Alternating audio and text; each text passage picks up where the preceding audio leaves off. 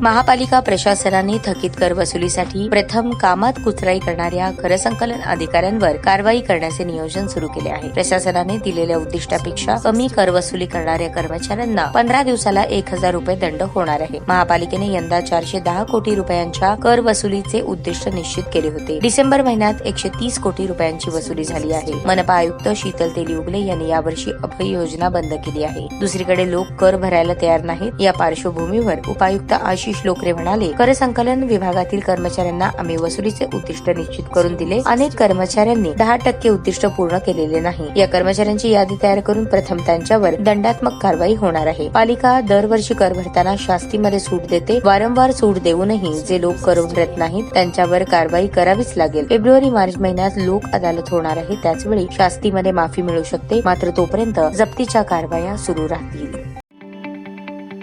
ताज्या बातम्या पाहण्यासाठी प्राईम महाराष्ट्र न्यूज चॅनलला सबस्क्राईब करा।